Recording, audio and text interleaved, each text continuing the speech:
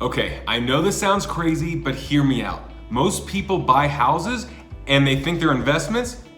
They're dead wrong. By the end of this video, you'll find out why most homes are indeed liabilities and how to shop for real estate that'll actually be a great asset and an amazing investment rather than a money pit.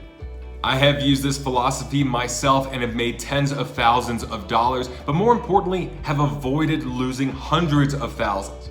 Welcome to the Millennials Guide to Money. My name is Brad, and this is where you learn how to dominate your finances to own your life. Let's dive in. All right, first up, where do we get this idea that houses are investments? It's usually from our parents and grandparents.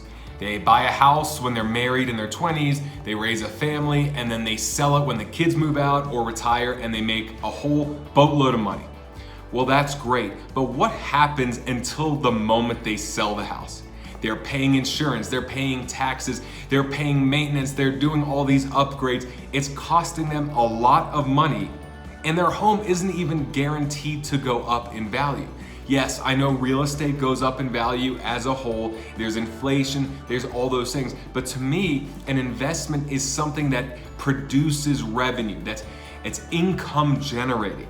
So for example, I see a house kind of like an old baseball card. You could say, oh, I'm investing in this Ken Griffey Jr. baseball card. Yeah, Ken Griffey, if you don't know, he was an awesome player back in the 90s. I'm investing in this.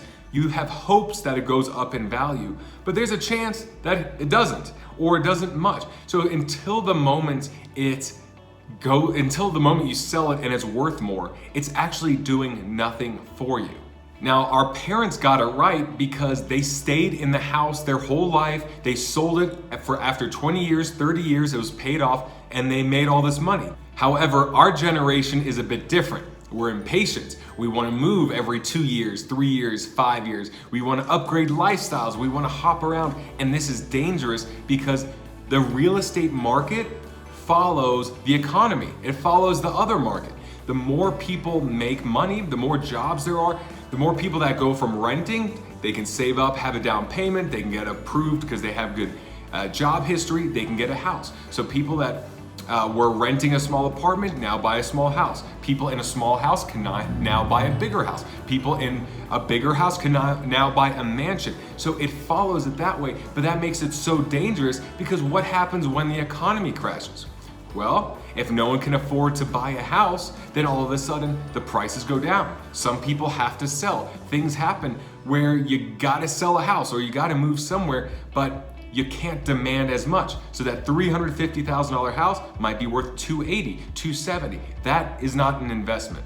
And no matter what your house is worth, there's gonna be insurance, taxes, maintenance, all of these costs that you'll have to cover. And that's why people, especially in California and these very expensive cities, they're gonna be screwed extra hard because they're not even income generating properties. They're not even affordable properties. If you're in LA, good luck having a property, a piece of land for less than $500,000 or $600,000. While if you're in the Midwest, that could buy you a 5 or 10 unit apartment complex. So it's very risky because the market can change, and then if you are stuck paying all those bills without money coming in, you're done for.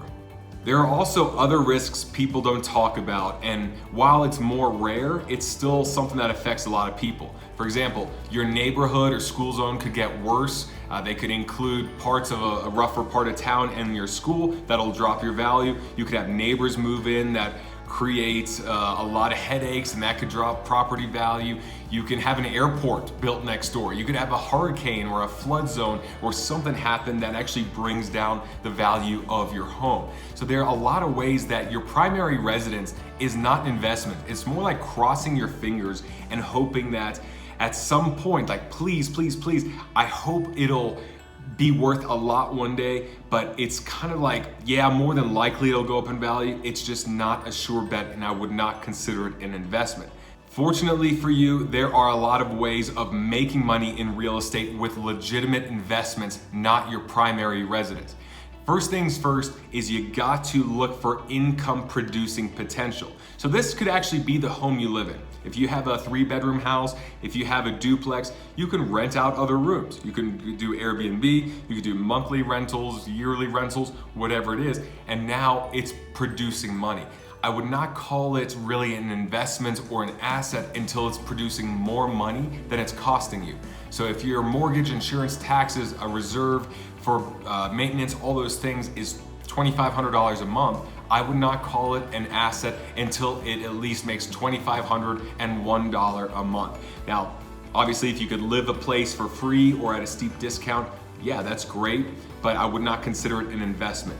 However, you can always buy a house with 1 bedroom, rent out the other 2. That's why people buy apartment complexes. They live in 1 unit, rent out 6 or 7. And at that point, you're not only living for free, but then you're really making money month after month. Number 2 is forcing appreciation through upgrading a property. Now, this does not make it income producing per se, but if you buy a rundown piece of crap place and you put in $15,000 and then you could sell it for a profit, yeah, it's an investment. But what's even better is if you can do that and then rent it out and get a higher amount of rent. So now you put in $15,000 into renovating this your house, and it would have rented for $1,000 before, and now it's going to rent for $1,400 or $1,500 a month. To me, that's an investment.